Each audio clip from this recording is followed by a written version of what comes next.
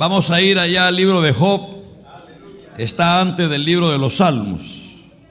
Ahí fácil usted lo ubica, ¿no? Este libro registra todas las calamidades que le llegó a este hombre, que dicho sea de paso, Dios atestigua de él como un hombre justo,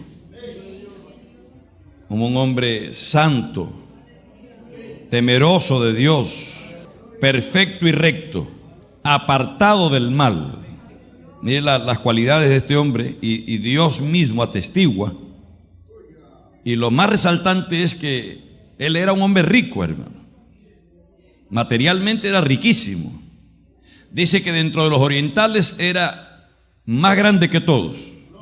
Yo no creo en estatura, yo creo en bienes, en riqueza, en también influencia y en respeto, porque si usted lee el libro, usted va a encontrar que a este hombre lo respetaban, hermano.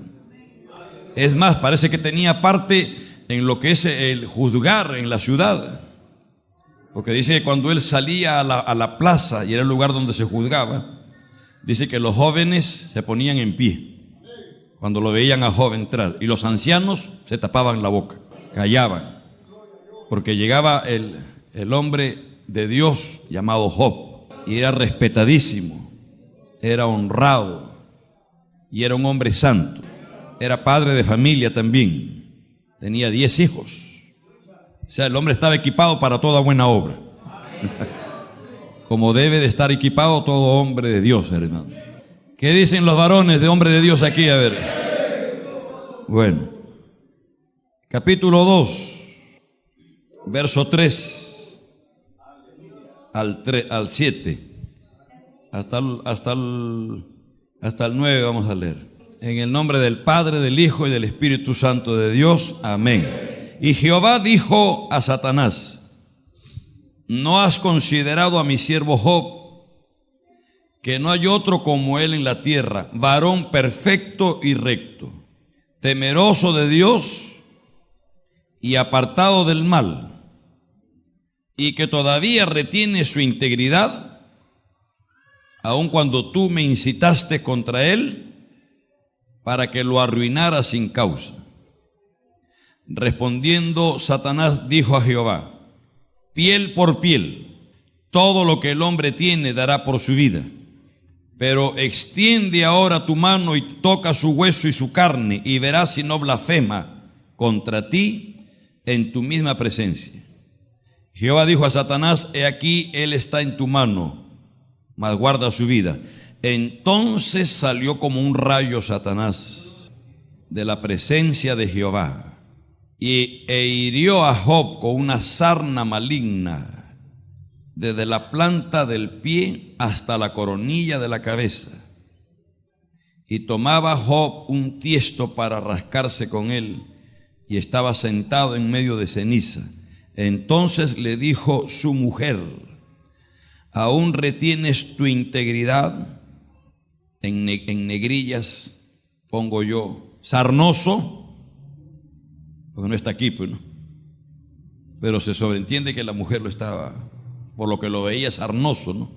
Maldice a Dios y muérete. Amén. Gloria a Dios. Hasta allí la palabra del Señor. Dios bendiga nuestras almas, amados hermanos.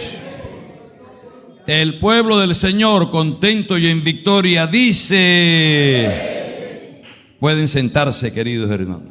Si usted, hermanos, lee cuidadosamente la Biblia, la vida de los hombres de Dios que registra en la Biblia, usted va a encontrar que todos tenían un común denominador, hermano. Y no solo en la Biblia, sino creo que a través de todas las épocas.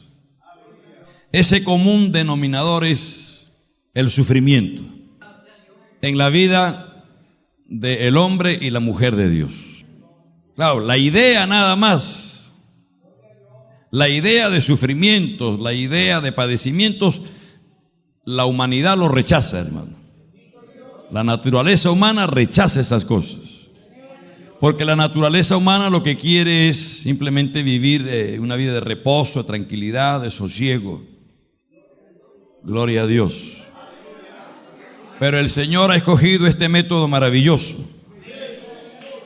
Los sufrimientos en la vida del creyente para perfeccionarnos. ¿Cuántos dicen amén, amados hermanos? Acuérdense que Pablo llegó a Listra. Allí sufrió una persecución terrible, que fue hasta apedreado, ¿no? Y hasta que se cree que murió, porque lo sacaron fuera de la ciudad y lo tiraron como un perro muerto allá fuera de la ciudad, hermano. Fuera de la ciudad está el basurero, y ahí lo tiraron a Pablo, muerto, hermano. Se cree también que a través de esa experiencia que él tuvo allí, es lo que él relata en 2 Corintios 12. Conozco a un hombre, dice, no sé si en el cuerpo o fuera del cuerpo.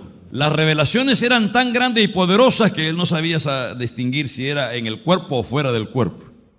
Dice que fue llevado al cielo. Y ese hombre, si en el cuerpo o fuera del cuerpo, estando en el cielo, fue arrebatado al paraíso.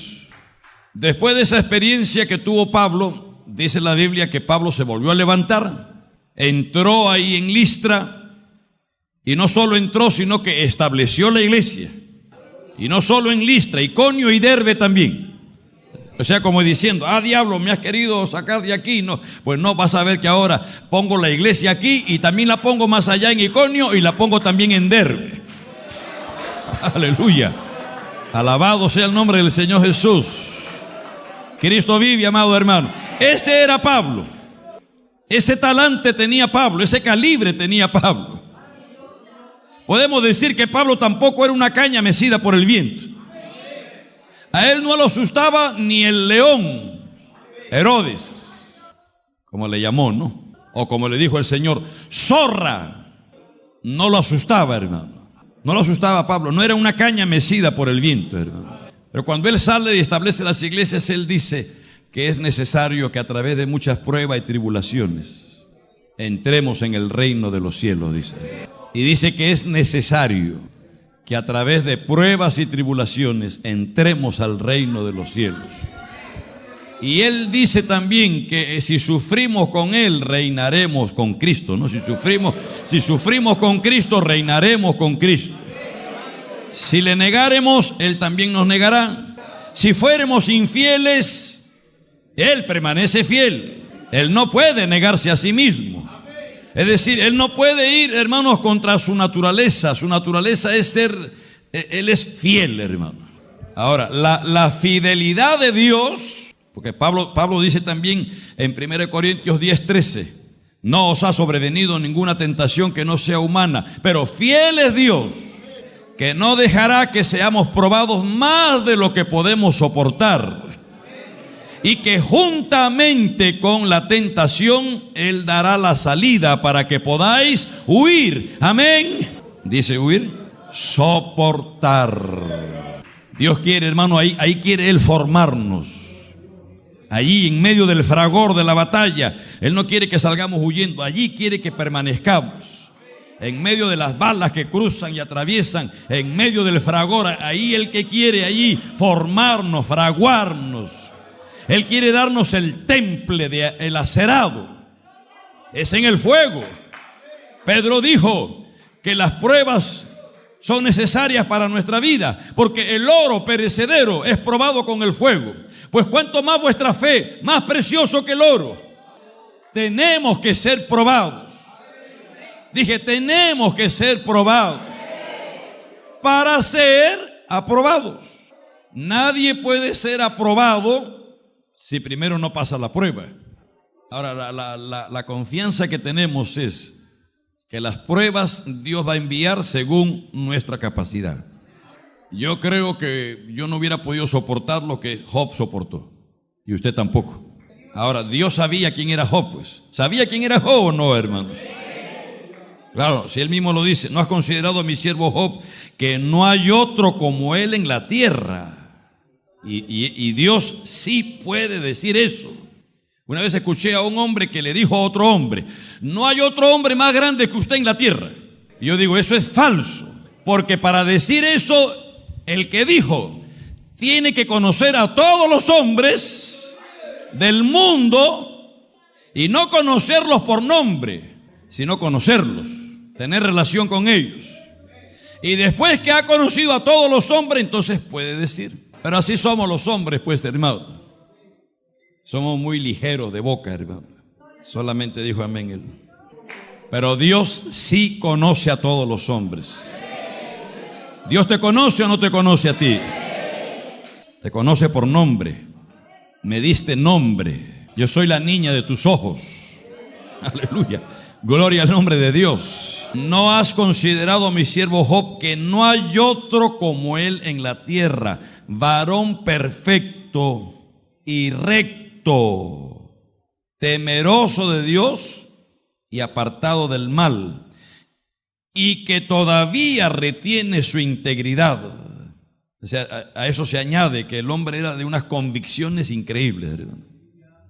Porque a pesar de lo que había pasado ya, el capítulo 1 le describe todos los males que le vinieron. Sus hijos murieron, 10 hijos, le robaron todo su ganado, los abigeos, quemaron su hacienda, los sabeos, y vinieron y también mataron a sus criados a filo de espada. Y bueno, todo lo que le vino, hermano. En un momento el hombre quedó en la ruina. Sin embargo, el hombre retuvo su integridad, que era hombre de convicciones. Esos son los hombres que no son mecidos por el viento, hermano. Esas no son las cañas cascadas que son mecidas por el viento. Esos son los hombres que soportan, que pueden permanecer fieles y que todavía retiene su integridad, aun cuando tú me incitaste contra él para que lo arruinara sin causa. Les decía, la fidelidad de Dios no es ninguna garantía de que los creyentes serán librados de la dificultad, del dolor y del sufrimiento en su vida. Dios es fiel, pero eso no quiere decir que yo no voy a atravesar dificultades, dolor, sufrimiento, enfermedades, pesares. Es decir, todo el cúmulo ese que viene, ¿no? Vamos a atravesar. No, pero es que, pastor, usted estaba todo bonito, los cánticos, y entró usted. Ese mensaje es un poco pesimista. No es pesimista, no es fatalista tampoco, es realista, hermano. Porque estamos en esta tierra y Cristo lo dijo: en el mundo tendréis aflicción. Mire, para no San Juan capítulo 15, verso 18. Dice: si el mundo os aborrece, sabed que a mí me ha aborrecido antes que a vosotros. Si fuerais del mundo, el mundo amaría lo suyo. Pero porque no sois del mundo, antes yo os elegí del mundo, por eso el mundo os aborrece. Acordaos de la palabra que yo os he dicho: el siervo no es mayor que su señor. Si a mí me han perseguido, también a vosotros os perseguirán. Si han guardado mi palabra, también guardarán la vuestra. Mas todo esto os harán por causa de mi nombre, porque no conocen al que me ha enviado. Alabado sea el Señor. Aún hasta los enemigos de Cristo, o los enemigos entre ellos, por causa de levantarse contra un hijo de Dios, la causa de Cristo, enemistados se amistan, hermano. Bueno, los fariseos y los saduceos, ellos no se llevaban, pero todos ellos se juntaron. Pilato y Herodes dice que no estaban enemistados también, pero por causa de Jesús se amistaron. Aleluya. Entonces no es ninguna garantía de que no tengamos que sufrir. En realidad Jesús enseñó que tenemos que esperar eso, hermano. Ya lo hemos leído, gloria al nombre de Dios. En la Biblia, repito, encontramos numerosos ejemplos de hombres piadosos. Entre ellos está Job, que estamos leyendo. Ha leído usted la historia maravillosa, una bella, hermosísima historia de José, que aún siendo un adolescente de 17 años, cómo fue tratado o maltratado por sus propios hermanos, y pasó lo que, hermanos, cosas terribles. Fueron casi 20 años. ¿Y todo por qué? Por causa de ser fiel al Señor, hermano. Tenemos el ejemplo de David también, Jeremías y Pablo. Que Pablo sufrió y padeció cosas increíbles, hermano. Ahora, la pregunta que surge, y que es la pregunta de los siglos, ¿no? ¿Por qué sufren los justos? ¿Por qué sufren los justos? Porque esa es la idea que se ha hecho el ser humano, ¿no? Que los malos son los que deben sufrir y los malos son los que deben morir. Pero cuando muere una persona que para ellos es bueno, dicen, pero ¿por qué murió este que era tan bueno? Si el que vive al lado era un tremendo pecador horrible, más bien se hubiera muerto el de al lado. Pero ¿por qué se murió él? ¿Por qué le vino esto a él? Se le quemó la casa, se incendió la casa, entraron los ladrones, le vaciaron la casa, le vino un cáncer generalizado, se le murieron 3, 4 hijos. La bancarrota llegó y se fue al suelo económicamente. Y la gente dice, ¿y por qué ha sufrido? ¿Por qué sufre estas causas? Bueno, hay diversas razones por lo que sufren los creyentes. En primer lugar, los creyentes experimentamos el sufrimiento como una continua consecuencia de la caída de Adán y Eva. Los sufrimientos son parte de la vida, hermano. Cuando Adán y Eva pecaron, dice Pablo, entró el pecado en el mundo y con el pecado entró también la muerte y todo lo que origina y lo que desencadena en la muerte. Enfermedades, situaciones en la vida, hermano. Amén. Cuando el pecado entró en el mundo, el dolor, la tristeza, el conflicto y la muerte también entraron en la vida de los seres humanos. Dicen amén. En realidad Pablo dice que toda la creación, todo el universo gime. O sea, fíjese la magnitud y el alcance del pecado, que es tan devastador, que la naturaleza entera gime, llora. Gloria al nombre de Dios. Anhelando una época mejor, una época nueva. Dice allí, esperando la manifestación de los hijos de Dios.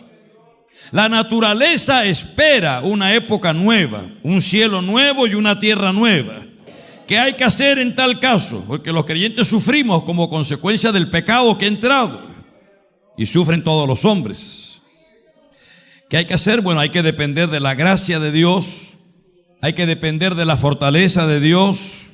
Hay que depender del consuelo de Dios. ¿Cuántos dicen amén, amado hermano? Tenemos una esperanza que la gente de afuera no la tiene. En eso se diferencia el creyente. Porque sufre el justo, sufre el impío también. Se muere el justo, muere el impío también. No les oigo, no dicen nada, amado hermano. Se cae un ómnibus al abismo y mueren 10, 15 pecadores. Pero se cae un ómnibus al abismo y mueren 10, 15 justos también. Ahora, más allá, no sé, yo no soy Dios. Por eso es que las especulaciones hay que dejarlas a un lado, hermano. Yo no soy Dios. Dios sí sabe todas las cosas, hermano. Pero lo mismo suceso le acontece, lo dijo el mismo sabio Salomón. Cuando escribe Eclesiastés, él está disertando sobre la vida. Y él dice, un mismo suceso le acontece tanto al hombre como al perro también, al animal también. Claro, ya el hombre fue más allá y el hombre estaba, por el pecado, estaba medio embotado, ¿no? Medio enceguecido. ¿Por qué sufren los justos? Algunos creyentes sufren por la misma razón que sufren los incrédulos. Es decir, como consecuencia de sus propias acciones. También, eso sí es cierto también. Algunos creyentes sufren, como también sufren los pecadores, por consecuencia de sus propias acciones. Ese principio de que todo lo que el hombre siembre segará, eso está vigente. Y puede ser que aún creyentes sufran o sufren como consecuencia. Amén. Por ejemplo, si se conduce imprudentemente un vehículo, puede sufrir serios accidentes. Si es indisciplinado en sus hábitos alimentarios, es probable que surjan serios problemas de salud. Y es posible, y no es posible, a veces Dios lo usa, los sufrimientos como un medio para disciplinar la vida del creyente, hermano, para que pueda alcanzar fruto apacible de justicia. Gloria al nombre de Dios. Vamos a Hebreos capítulo 12, verso 5. Y habéis ya olvidado la exhortación que como a hijos se os dirige diciendo: Hijo mío, no menosprecies la disciplina del Señor, ni desmayes cuando eres reprendido por Él. Porque el Señor al que ama, disciplina, y azota a todo el que recibe por hijo. Si soportáis la disciplina, Dios os trata como a hijos. Porque ¿qué hijo es aquel a quien el Padre no disciplina? Pero si se os deja sin disciplina, de la cual todos han sido participantes, entonces sois bastardos y no sois hijos. Por otra parte, tuvimos a nuestros padres terrenales que nos disciplinaban y los venerábamos. ¿Por qué no obedeceremos mucho mejor al Padre de los Espíritus y viviremos?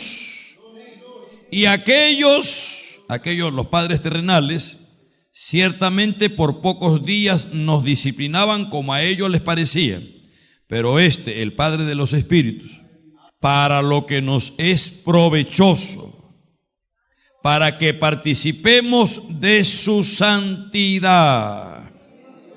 O sea, la disciplina del Señor, que a veces consta de enfermedades, a veces. Cuando Pablo habla acerca de la administración de la Santa Cena, 1 Corintios capítulo 11, ¿no? El comer la cena, dice indignamente. Dice que habían creyentes que por causa de haber comido, y vamos ahí para no... 1 Corintios capítulo 11, ¿no? Capítulo 11 de 1 Corintios, verso 23. Porque yo recibí del Señor lo que también os he enseñado, que el Señor Jesús, la noche que fue entregado, tomó pan, y habiendo dado gracias, lo partió y dijo: tomad, comed, esto es mi cuerpo que por vosotros es partido, haced esto en memoria de mí. Asimismo tomó también la copa después de haber cenado, diciendo: esta copa es el nuevo pacto en mi sangre, haced esto todas las veces que la bebiereis en memoria de mí. Así pues, todas las veces que comieres este pan y bebieres esta copa, la muerte del Señor anunciáis hasta que Él venga. De manera que cualquiera que comiere este pan o bebiere esta copa del Señor indignamente, es decir, con actos indignos, que Pablo los está registrando en los versos anteriores. Había un abuso, un exceso en la cena, hermano. Y los creyentes de Corinto estaban, hermanos, abusando excesivamente. Habían exceso, mejor dicho. Entonces Pablo tiene que escribir diciéndoles: de manera que cualquiera que comiere este pan o bebiere esta copa del Señor indignamente, será culpado del cuerpo y de la sangre del Señor. Por tanto, pruébese cada uno a sí mismo y coma así del pan y beba de la copa. Porque el que come y bebe indignamente, sin discernir el cuerpo del Señor, ¿qué dice? Juicio come y juicio bebe para sí. Por lo cual, es decir, como consecuencia de haber comido y bebido indignamente, como consecuencia el juicio de Dios se revelaba como, dice, hay muchos enfermos, por lo cual hay muchos enfermos y debilitados entre vosotros, y muchos, ese término ya saben que es de muerte, ¿no? Muchos habían hasta muerto físicamente. Esto es algo serio, hermano. Esto no es cualquier cosa.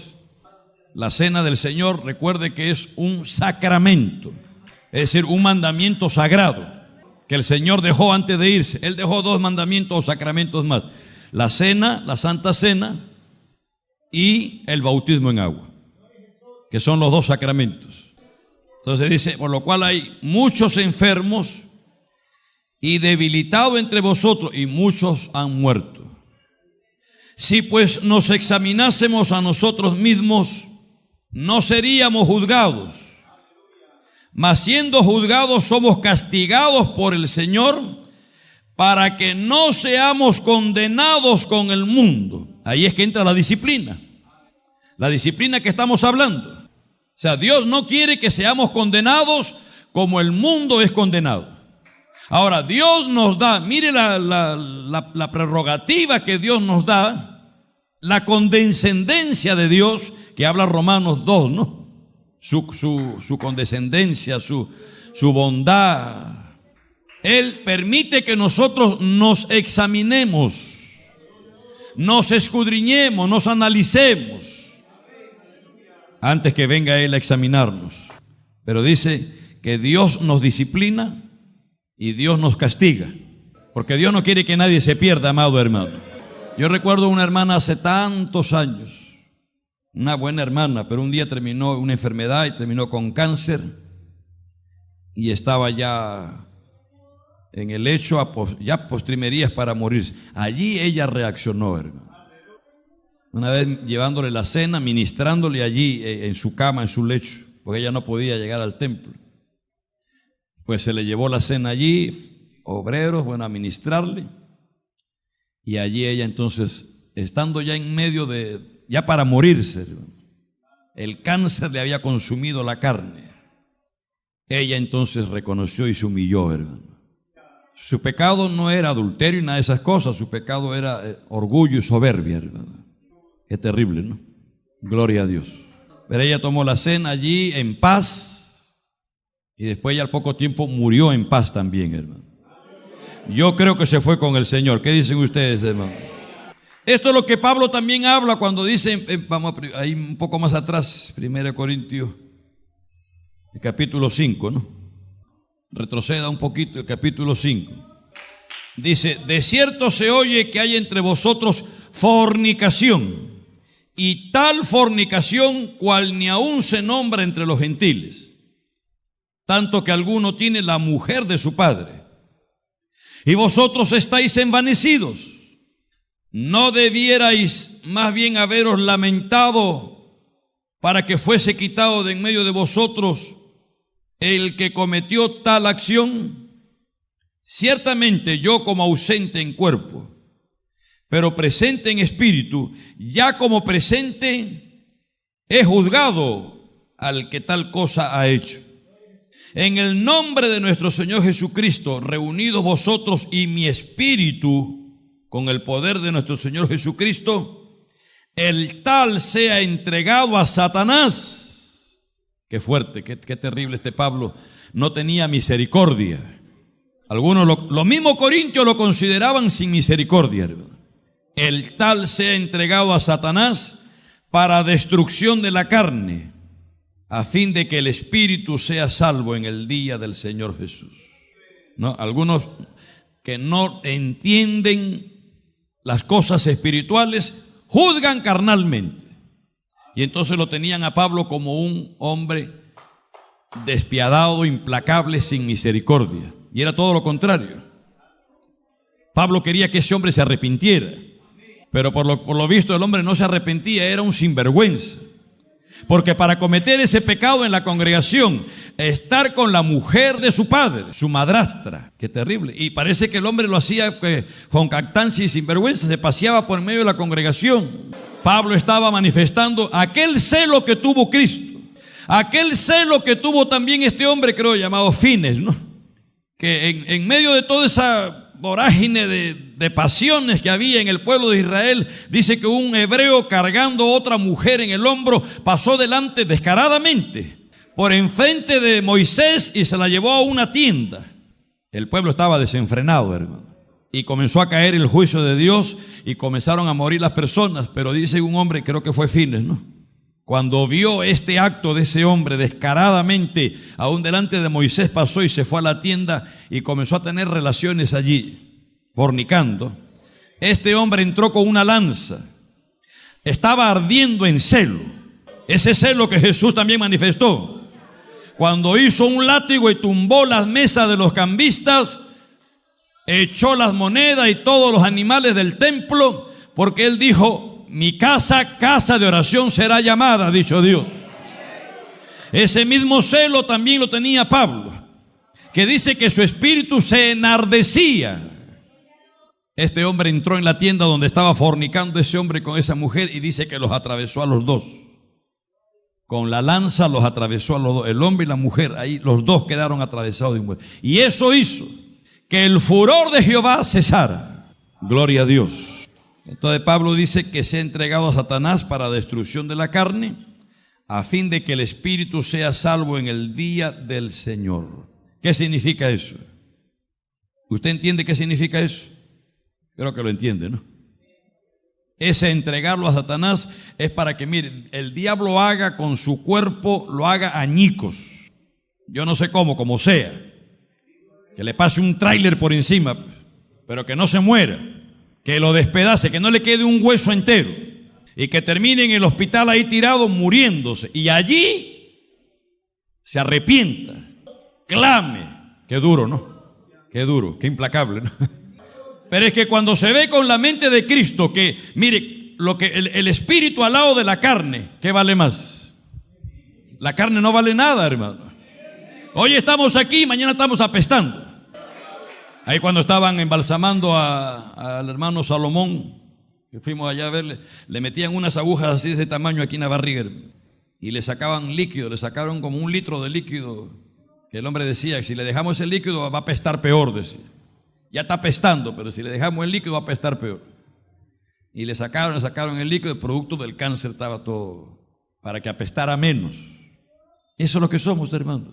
Hoy estamos aquí, muy olorosos, con Chanel, con 50-50, pero esta carne un día se va a podrir, se va a morir, los gusanos se la van a comer.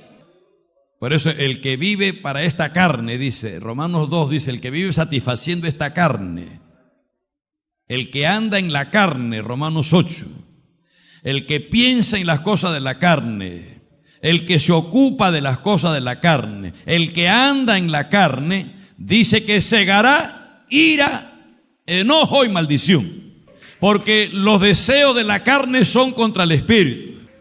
Entre la carne y el espíritu, pues, amado hermano. Eso es lo que Pablo está diciendo. Este hombre no quiere arrepentirse, quiere seguir en el pecado y es descarado encima, porque está cometiendo un pecado horrible, y tal pecado por la actitud de los líderes envanecidos. O sea, era grave. Y a eso se añadía que los líderes estaban envanecidos. Por eso le dice un poco, vuestra jactancia no es buena. Estaban envanecidos y se escudaban detrás de esta premisa falsa: no juzgues para que no seas juzgado. Déjalo que Dios lo juzgue. Eso se entiende por lo que dice Pablo más adelante. ¿No sabéis que vas a juzgar los ángeles? Si vamos a juzgar cosas del siglo venidero, ¿no pueden juzgar cosas de esta cuestión carnal aquí en la tierra? ¿Qué vamos a tener que ir entonces ante los jueces terrenales, impíos y pecadores, para que ellos juzguen asuntos espirituales? ¿Qué dicen ustedes, amado hermano? No, pues.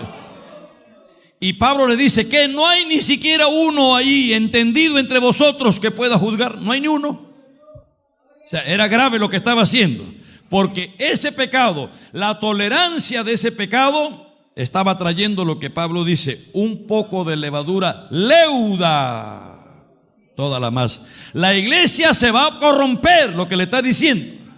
Si ustedes siguen en esa actitud, tolerando el pecado, envanecidos, la iglesia se va a podrir. Es lo que les está diciendo Pablo. Se va a corromper. Echen fuera a ese perverso. Por eso dentro de la disciplina a veces hay la excomunión. Según la gravedad del pecado que comete la persona, se le puede excomulgar, hermano. Entréguenlo a Satanás. Que Dios se encargue de él allá. Que caiga en las manos del diablo.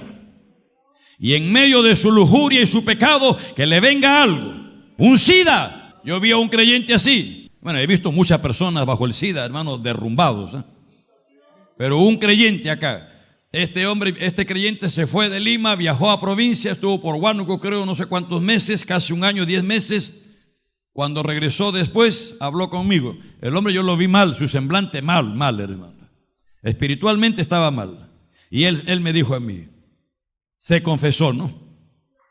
Que él había pecado. Pero había pecado una sola vez, me dijo. O sea, fornicó. Pero fornicó una sola vez. Parece con una prostituta. Por darle gusto a la carne. Por satisfacer la lujuria. Por satisfacer la concupiscencia. Por satisfacer la carne. Por 5 minutos de placer. ¿Qué 5 minutos? Por unos segundos de placer el hombre fornicó y producto de ese pecado de fornicación terminó con SIDA. Una sola vez nada más, hermano. SIDA. Lo vi esa vez, confesó ahí esa vez, no más lo he vuelto a ver, hermano. No sé si seguirá vivo. Estoy hablándole eso hace casi 10 años. No sé si seguirá vivo o ya se habrá muerto, hermano. Si se arrepintió o no, no lo sé. Lo único que sé es que él lo confesó allí. Pero más allá de arrepentimiento, no sé si hubo profundo arrepentimiento, hermano. Así que Dios ejercita la disciplina. Los sufrimientos a veces, bueno, ya dijimos, sufrimos por causa de la presencia del pecado en la humanidad. Todo el mundo sufre, todo el mundo se muere. Está establecido para el hombre que muera y después el juicio. Todos morimos, todos sufrimos. Pero hay sufrimientos específicos que vienen como consecuencia de sus malas actitudes, sus malas obras, el pecado del creyente. Lo que el hombre siembre, eso segará, hermano. Está sembrando para la carne, Romanos capítulo 2, el justo juicio de Dios. ¿Sabe qué dice Romanos 2? Por lo cual eres inexcusable, oh hombre, quien quiera que seas tú que juzgas, pues en lo que juzgas a otro te condenas a ti mismo, porque tú que juzgas haces lo mismo. Mas sabemos que el juicio de Dios contra los que practican tales cosas es según verdad. Y piensas esto, hombre, tú que juzgas a los que tal hacen y haces lo mismo, que tú escaparás del juicio de Dios. Claro, yo entiendo que está hablando de lo del capítulo 1, ¿no? Porque usted sabe que Pablo está acusando a los impíos, a los pecadores, pero también acusa al moralista. Aquel que se escudaba detrás del escudo, valga la redundancia, de su engañosa moral, de su religión, de su estructura dogmática religiosa, el fariseísmo.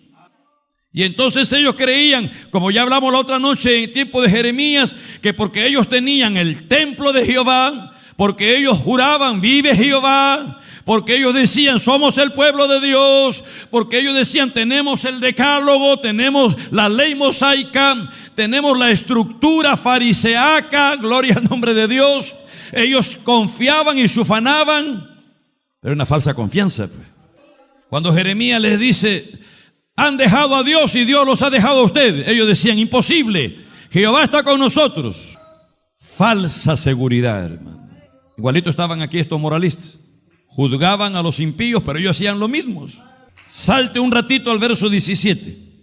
He aquí, tú tienes el sobrenombre de judío y te apoyas en la ley y te glorías en Dios y conoces su voluntad. Esos eran los grandes que dijo Jeremías. Iré a los grandes, porque ellos sí conocen la ley. Ellos sí practican la verdad, se supone, los grandes, ellos. Te glorías en Dios y conoces su voluntad, e instruido por la ley apruebas lo mejor y confías en que eres guía de los ciegos, luz de los que están en tinieblas, instructor de los indoctos, maestro de niños, que tienes en la ley la forma de la ciencia y la verdad. Tú pues que enseñas a otro, ¿no te enseñas a ti mismo? Tú que predicas que no se ha de hurtar, ¿hurtas? Tú que dices que no se ha de adulterar, ¿adulteras? Tú que abominas de los ídolos, ¿cometes sacrilegio? Tú que te jactas de la ley, con infracción de la ley deshonras a Dios, porque está escrito, porque como está escrito, el nombre de Dios es blasfemado entre los gentiles por causa de vosotros. Y ahí sigue hablando, ¿no? Bueno, la circuncisión aprovecha, la ley, bueno, sí aprovecha, pero ellos se estaban excusando y escudando. Por eso es que le dice, y piensas tú, verso 3, regreso, y piensas esto, hombre, tú que juzgas a los que tal hacen y haces lo mismo, que tú escaparás del juicio de Dios. Es decir, te apoyas en que conoces a Dios, que tienes la ley, que eres maestro de indocto, que eres un doctor, te apoyas en eso y piensas que tú escaparás del juicio de Dios. O menosprecias la riqueza de su benignidad, paciencia y longanimidad, ignorando que su benignidad te guía al arrepentimiento, pero por tu dureza y por tu corazón no arrepentido, atesoras para ti mismo ira para el día de la ira y de la revelación del justo juicio de Dios, el cual pagará a cada uno conforme a sus obras, vida eterna a los que perseverando en bien hacer buscan gloria y honra e inmortalidad, pero ira y enojo a los que son contenciosos y no obedecen a la verdad, sino que obedecen a la injusticia, tribulación y angustia sobre todo ser humano que hace lo malo, el judío primeramente y también el griego, pero gloria y honra y paz a todo el que hace lo bueno, al judío primeramente y también al griego, porque no hay acepción de personas para con Dios. Dios no hace discriminación. Dios no discrimina. Dios no hace acepción de personas. En otras palabras, Dios no tiene niños bonitos, pues. Segunda de Samuel, capítulo 12, ¿no? Estamos hablando del hombre conforme al corazón de Dios.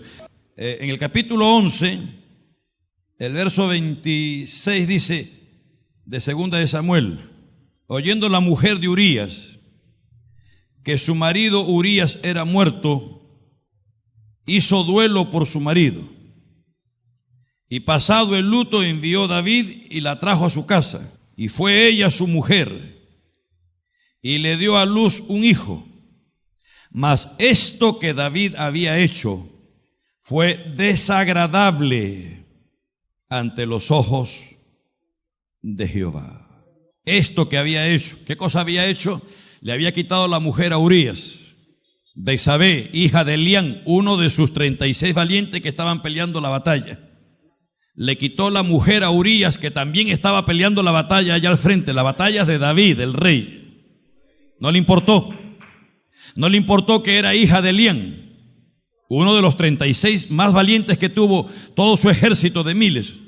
No le importó que Urías, el marido, estaba también batallando, peleando allá. No le importó que era nieta de su consejero principal. No le importó, hermano. Su consejero personal y principal no le interesó tampoco. Más bien se acostó con la mujer de Urías Eteo y mandó a matar a Urías Eteo para quedarse con la mujer. Todo eso que él hizo, que lo planeó, porque esto no fue una cuestión, hermanos, que simplemente fue la tentación llegó y lo sorprendió descuidado, que sí estaba descuidado, pero todos los pasos que él dio, usted lea el capítulo 11, esto fue planificado, premeditado, fue con alevosía, con ventaja, con premeditación, es decir, todos los agravantes, y encima era el rey, que tenía que ser el ejemplo para todos sus súbditos. El pecado fue gravísimo. Por eso dice que esto que David había hecho fue desagradable ante los ojos de Jehová. Capítulo 12. Jehová envió a Natán a David. Natán era el profeta, ¿no? El anciano profeta.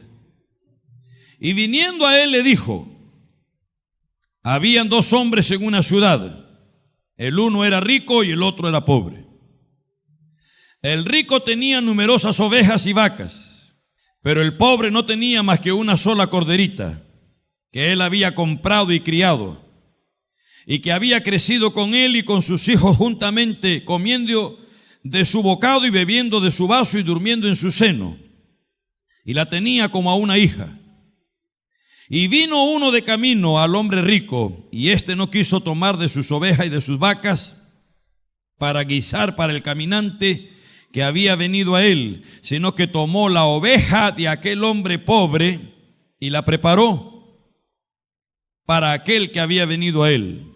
Entonces se encendió el furor de David en gran manera contra aquel hombre y dijo a Natán: vive Jehová, que el que tal hizo es digno de muerte, y debe pagar la cordera con 4 tantos, porque hizo tal cosa y no tuvo misericordia. Y yo me imagino que el rey, antes de dar esa sentencia, seguramente golpeó la mesa donde estaba y se levantó encendido. Vive Jehová, que tiene que morir tal. He dicho, dijo el rey. Faltaba más. Y si hay que sellar con el sello real, lo sello también este decreto, porque no tuvo misericordia. Y el profeta Natán, me imagino al anciano Natán con su dedo medio huesudo, así medio torcido, ¿no? Ese hombre eres tú, le dice. Tú eres aquel hombre. Ahí palideció David. Así ha dicho Jehová, Dios de Israel: yo te ungí por rey sobre Israel y te libré de la mano de Saúl. No fue tu habilidad, no fue que tú eras diestro con la piedrecita, no fue que tú eras diestro con el oso y con el león. Yo te libré, yo te guardé. Saúl endemoniado quería matarte, yo te libré, le dice. Era Dios el que lo estaba guardando. Y te di la casa de tu Señor y las mujeres de tu Señor en tu seno. Además te di la casa de Israel y de Judá. Y si esto fuera poco, te habría añadido mucho más. O sea, estaba empezando nada más lo que Dios le estaba dando a David. Él lo truncó. El pecado trunca los planes de Dios que Él tiene para la vida de uno. Cuando uno, hermanos, peca, trunca todo. Tira por la borda los planes y los propósitos más elevados de Dios que Él pueda tener con la vida de sus hijos. Queda truncado allí, hermano. Y si esto fuera poco, te habría añadido muchísimo más, mucho más. ¿Por qué pues tuviste en poco la palabra de Jehová, haciendo lo malo delante de sus ojos?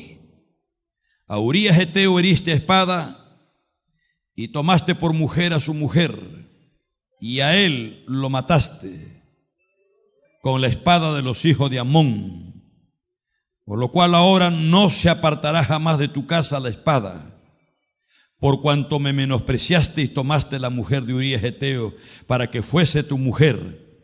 Así ha dicho Jehová: he aquí, yo, así como yo te ungí, así como yo te libré de la mano de Saúl, así como yo te di la casa de tu Señor, así como te di Israel, Judá, y te iba a dar mucho más, yo haré levantar el mal sobre ti de tu misma casa. Y tomaré tus mujeres de delante de tus ojos y las daré a tu prójimo, el cual yacerá con tus mujeres a la vista del sol, porque tú lo hiciste en secreto. Yo haré esto delante de todo Israel y a pleno sol. Entonces dijo David a Natán: pequé contra Jehová. Gloria a Dios. Y si usted de ahí en adelante sigue leyendo las cosas que empezaron a venir en su hogar. ¿Por dónde es que vino la espada de Jehová? Por donde él amaba más y donde también fracasó. Porque él fracasó, fue muy buen estadista, fue un gran líder, fue un guerrero extraordinario, Fue un monarca tremendo, ni hablar, pero como padre fracasó, porque toleró el pecado de sus hijos. Dice a uno de sus hijos llamado Adonías, dice que era hermosísimo también, nunca lo estorbó con decirle: ¿por qué haces esto? Hacía lo malo. Y usted lee lo que hacían sus hijos ayer. Uno de sus hijos violó a su media hermana. ¿Y qué hizo David? ¿Qué hizo David? Parece un poquito también al anciano Elí. Ay, hijos, pero no es bueno lo que están haciendo. Vuestra fama es mala. No pueden estar haciendo ustedes. ¿Qué tenía que haber hecho Elí? Porque estaban bajo la ley. Y los hijos de Elí eran sacerdotes. ¿Qué tenía que haber hecho Elí? Sacarlos públicamente y apedrearlos. Pero no decía eso la ley. Ellos no estaban bajo la ley. Eso tenía que haber hecho.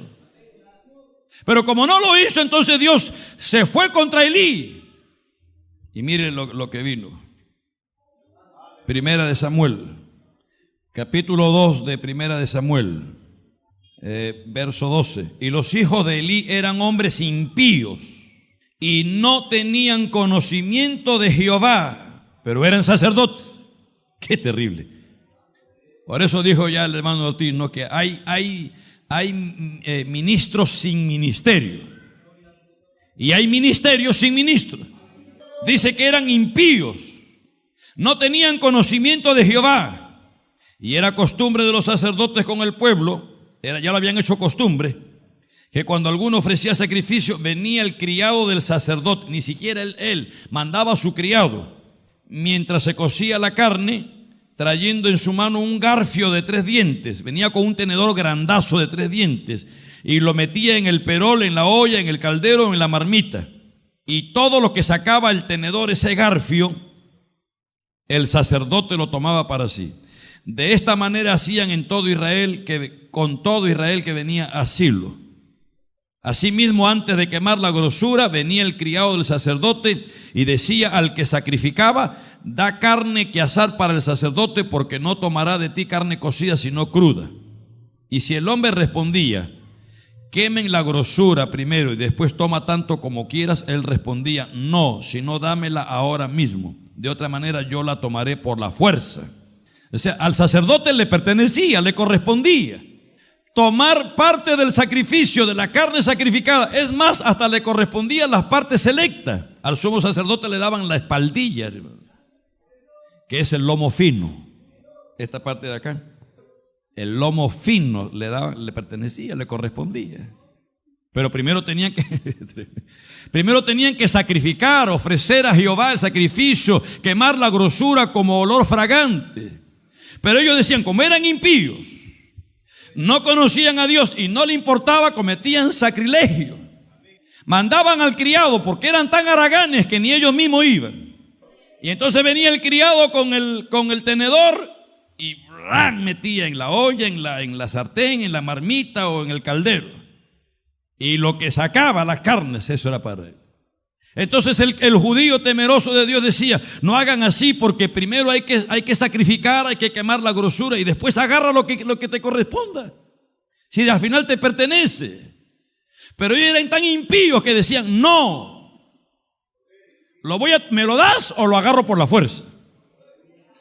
La prepotencia instalada, el autoritarismo instalado.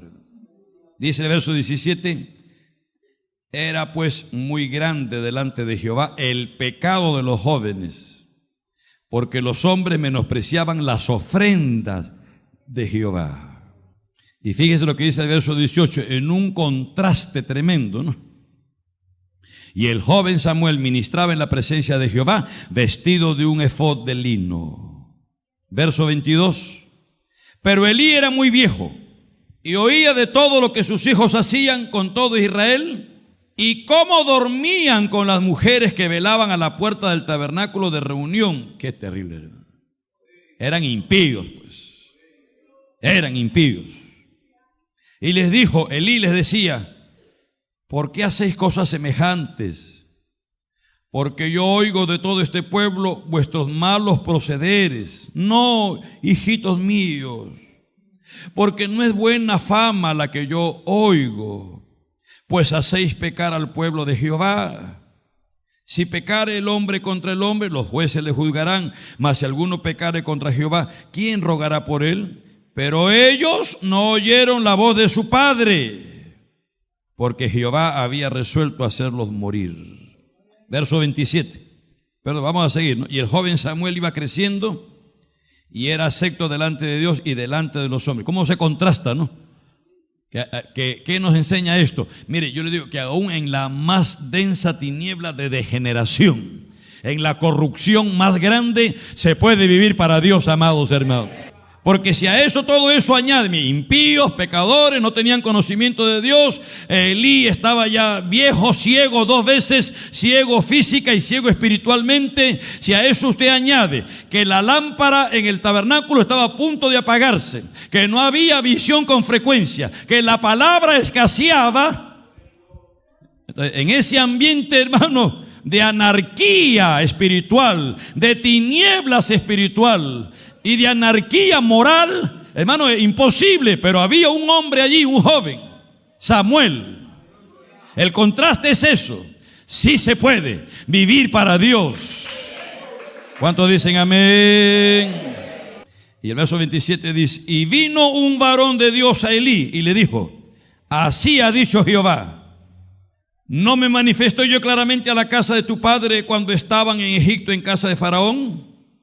Y yo le escogí por mi sacerdote entre todas las tribus de Israel para que ofreciese sobre mi altar y quemase incienso y llevase efod delante de mí. Y di a la casa de tu padre todas las ofrendas de los hijos de Israel. ¿Por qué habéis hollado mis sacrificios y mis ofrendas que yo mandé ofrecer en el tabernáculo? Y has honrado a tus hijos más que a mí, engordándoos de lo principal de todas las ofrendas de mi pueblo Israel. El verso 30 dice, y ahí está la palabra de sentencia. Por tanto, palabra de juicio, la sentencia. Es la parte, como se dice en una resolución judicial cuando sale, ¿no? Oyendo a todos los testigos, investigando y viendo todas las evidencias, se resuelve. Es la parte resolutiva de la sentencia. Se resuelve aquí ese por tanto, porque todo lo que le detalló a David y lo que le detalla también a Elí es eso, ¿no? Le hace ver todo los beneficios que tenía y que tenía que haber, hermano, a esos beneficios ser agradecido. Pero como no lo fue, y más bien a sus hijos impíos no los reprendía, los honraba a sus hijos más bien, engordando de lo principal de todas las ofrendas de mi pueblo Israel, se resuelve. Por tanto, mene, mene, tekel uparsin. Es lo mismo, hermano. O sea, allá arriba, en el cielo, Dios está evaluando, Dios está considerando, Dios está examinando. Y llega un momento en que entonces Dios dice: me duele haber puesto, en ese caso a Saúl, o rey sobre Israel. Es lo mismo, mene, mene, tekel uparsin. O sea, se resuelve. Pesado fuiste en balanza y fuiste hallado falto. Por tanto, tu reino será quitado de ti y será dado a los medos y a los persas. Y en aquella misma noche dice, Belsasar, el rey impío y pagano, murió. Allá arriba es que se hacen las resoluciones, hermano. Dios está mirando, Dios está evaluando, Dios está pesando y considerando, y llega un momento en que el juez de toda la tierra da la sentencia, el decreto. Alabado sea el nombre del Señor Jesús. Por tanto, le dice Dios a Elí, Jehová, el Dios de Israel, dice: yo había dicho, otra vez el yo. Él sí puede decir yo, pero nosotros no podemos estar con el yo para arriba y para abajo, pues. Cuando Moisés decía, cuando me pregunten quién me envió, dile que el yo soy te envío. Él sí puede decir yo. Por eso Jesús decía, habéis oído tal y tal y tal más cosas, pero yo digo, porque Él tiene toda la autoridad en el cielo y en la tierra. Yo digo, Él es Dios. Pero después ninguno aquí en la tierra puede decir yo y yo. Un hombre se atrevió a decirlo después de que Dios le mandó una advertencia tremenda. Él se paró después, hizo caso omiso a lo que Dios le había advertido y se puso en pie y dijo, ¿no es esta la gran Babilonia que yo he edificado con la fuerza de mi poder? Y en el mismo momento la sentencia se ejecutó. Todo aquel que diga yo o que permita, arengaba al pueblo, Herodes Agripa, ¿no? Herodes Agripa primero, arengaba al pueblo. Y el pueblo que decía, voz de Dios y no de hombre. Ese es un Dios, no es un hombre, voz de Dios. Y él arengaba, la sentencia salió. Y en el mismo momento dice, murió agusanado, comido por gusanos. Cuidado, hermano. Esto es algo bien serio, hermano. Esos hombres que viven arengando al pueblo, que los alaben, que los elogien, que les den cargos, que les den títulos, reconocimientos, aplausos, que escriban sus nombres con letras de neón, que quieren que les den títulos, las llaves de la ciudad, que esto y aquí y lo otro, que les compongan cánticos, poemas y todo eso. Ay, Señor.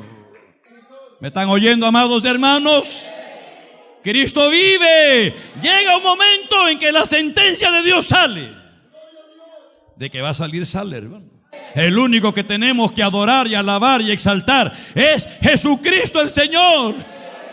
Porque Dios le ha dado un nombre que es sobre todo nombre, para que en el nombre de Jesús toda rodilla se doble, de los que están allá arriba, acá abajo y abajo de las aguas también, y toda lengua confiese que Jesús es el Señor.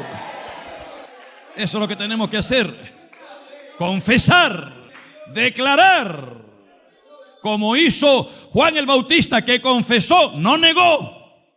Porque algunos niegan por cobardía, niegan por cobardía, aunque sea cierto, pero es por cobardía. Juan no negó, confesó.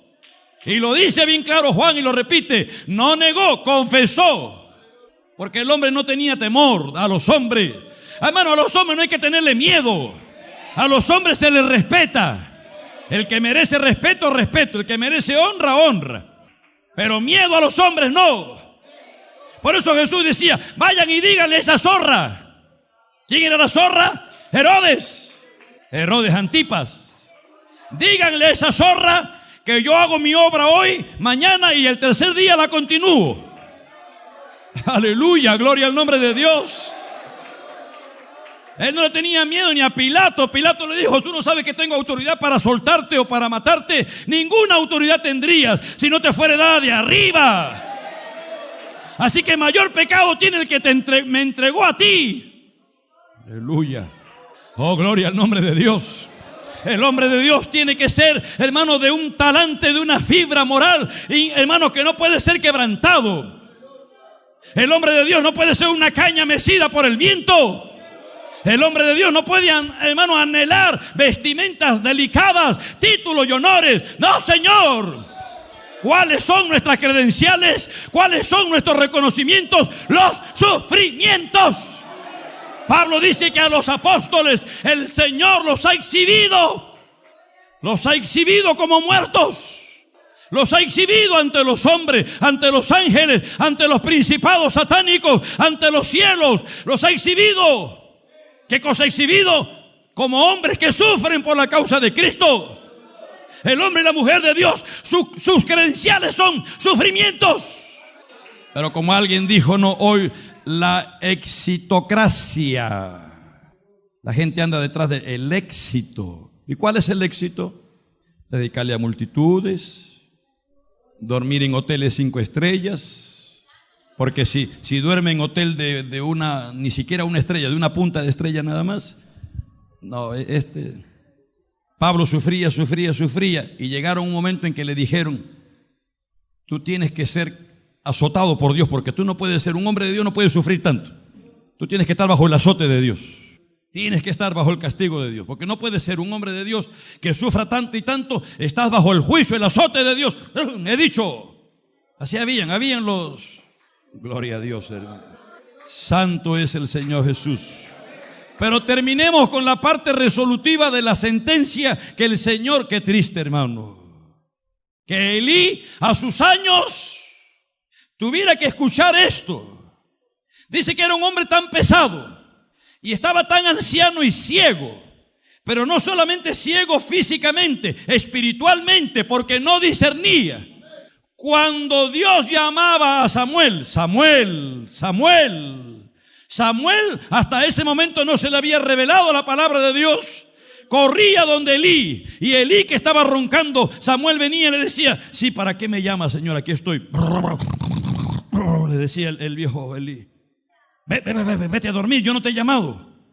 Y una, y dos, y corría otra vez, y tres. Una persona ciega espiritualmente puede echar a perder hasta un llamado genuino de Dios, hermano. Son un peligro. Qué diferente Pablo, que tenía una visión espiritual. Llegó a Derbe y vio a un joven llamado Timoteo. Parece que indagó. Su reputación llegaba hasta Listra. También llegaba a Iconio. Hablaban bien de Timoteo. Y lo vio. Y lo vio espiritualmente. Y lo agarró. Vamos al viaje misionero, le dijo. Y lo preparó. Qué diferente, ¿no? Esos hombres ciegos espiritualmente. Ciegos por la codicia. Ciegos por la avaricia. Ciegos por el afán de popularidad. Ciegos. No disciernen. Sin discernimiento. Por eso es que el diablo, como hemos visto otra vez ya en la parábola de la semilla, de la cizaña, ¿y quién sembró? Vamos a arrancar entonces. No arranquen. No vaya a ser que arranquen junto con la cizaña el trigo. ¿Por qué? Por falta de discernimiento. Y el diablo ha logrado plantar en la iglesia sus mensajeros, sus agentes, y por falta de discernimiento, entonces no. Déjalo. Y la cizaña sigue creciendo, y acabando con el trigo verdadero. Porque los verdaderos hijos, en vez de la cizaña convertirse en trigo, el trigo se está convirtiendo en cizaña. Y verdaderos a veces hijos de Dios, por malos procederes que están viendo, comienzan a actuar mal también, hermano. Claro, el levita ve al sacerdote, y lo que hace el sacerdote hace el levita. El sacerdote descendía de Jerusalén a Jericó y vio a un hombre medio muerto, y en vez de ayudarlo, siguió de largo. El levita, que vio el ejemplo del sacerdote, hizo lo mismo. También se fue de largo. Las malas conversaciones corrompen, porque voy en el segundo punto, hay como 10 puntos. Yo, por tanto, Jehová el Dios de Israel dice: yo había dicho que tu casa y la casa de tu padre andarían delante de mí perpetuamente. Mas ahora ha dicho Jehová: nunca yo tal haga, porque yo honraré a los que me honran, y los que me desprecian serán tenidos en poco. He aquí vienen días en que cortaré tu brazo y el brazo de la casa de tu padre, de modo que no haya anciano en tu casa. Verás tu casa humillada, mientras Dios colma de bienes a Israel, y en ningún tiempo habrá anciano en tu casa. El varón de los tuyos que yo no corte de mi altar será para consumir tus ojos y llenar tu alma de dolor, y todos los nacidos en tu casa morirán en la edad viril. Y te será por señal esto, que acontecerá a tus 2 hijos, Ofni y Finés, ambos morirán en un día. Y yo, nuevamente el yo, me suscitaré un sacerdote fiel que haga conforme a mi corazón y a mi alma, y yo le edificaré casa firme, y andará delante de mí ungido todos los días. Y el que hubiere quedado en tu casa vendrá a postrarse delante de él por una moneda de plata y un bocado de pan, diciéndole: te ruego que me agregues alguno de los ministerios para que pueda comer un bocado de pan. Qué triste. Cómo se rebaja tanto el ministerio que ya se ve como un empleo, un simple trabajo, hermano. Dame trabajo, no tengo que comer, dame trabajo. Aunque sea, méteme allí para hacer o le llaman cuando se muere la persona que está muriendo, ¿cómo se llama? Los santos óleos. Aunque sea, dame trabajo de ir a orar por los que están muriendo, nada más. Pero dame trabajo, que quiero comer. Qué triste, hermano. Así se está volviendo el ministerio también. Un simple empleo. No tengo que comer, quiero trabajar. Creo que me puede ir bien como pastor. Y de la noche a la mañana tuvo revelación. Dios me ha llamado. Gloria a Dios. Alabado sea el nombre del Señor Jesús. Gloria a Dios, amados hermanos. Y quiere saber más usted de toda la historia, y léalo, hermano. Y usted va a ver cómo ni una palabra de la que Dios había hablado dejó caer en tierra. Porque Dios le dice: yo le mostraré que yo juzgaré su casa para siempre por la iniquidad que él sabe. Estoy leyendo en el capítulo 3, verso 13. Y le mostraré que yo juzgaré su casa para siempre por la iniquidad que él sabe. Porque sus hijos han blasfemado a Dios y él no los ha estorbado. Por tanto, yo he jurado a la casa de Elí que la iniquidad de la casa de Elí no será expiada jamás, ni con sacrificios, ni con ofrendas. Amén. Gloria a Dios. Otro día voy a continuar, hermano. Si mañana ustedes se animan a venir al ayuno, yo sigo mañana. O si no, el sábado continuamos, hermano. Vamos a ponernos de pie en esta hora. Yo creo que nos estamos gozando. Amén, hermano. Gloria a Dios. Para ver, hermanos, que Dios no puede ser burlado, hermano. Y que nosotros tenemos que andar rectamente. Hay que andar rectamente, hermanos. No nos podemos desviar, no debemos desviarnos, hermanos. Hay que vivir una vida que agrade a Dios. Hay que despojarse del peso del pecado que asedia, para poder correr con paciencia la carrera que tenemos por delante. Siguiendo la paz con todos, y la santidad, sin la cual nadie verá al Señor. Levante sus manos, cierre sus ojos.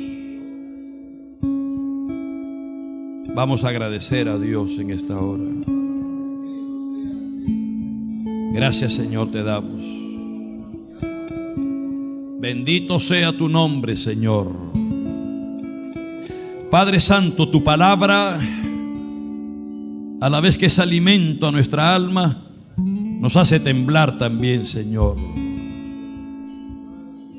Porque podemos ver a través de ella de que tú eres justo y que no vas a dar por inocente al culpable, y que todo lo que hagamos tendrá también un resultado en esta tierra, Señor. Por eso, si queremos ver buenos días, días buenos y agradables, largos, tenemos que hacer lo que a ti te agrada, Señor. Ayúdanos, Señor, ayúdanos. Dígale: ayúdame a poder hacer tu voluntad. Quiero hacer tu voluntad. Muéstrame tu buena voluntad, agradable y perfecta. Grande es el Señor, amado hermano, y es digno de ser temido, pero también le amamos con toda el alma, porque le amamos, es que también le tememos. ¿Qué tememos? ¿Lo que Él me puede hacer a mí? No. Cuando uno ama a Dios, el temor de Dios no consiste en temer lo que Él me puede hacer a mí. El temor de Dios consiste en lo que yo pueda hacer contra Dios. Por eso dice que el temor de Jehová, con el temor de Jehová, los hombres se apartan del mal. Ese es el temor de Jehová, hermano. Bueno, damos gracias a Dios por estos días de ayuno, amados. En la noche tenemos doctrina.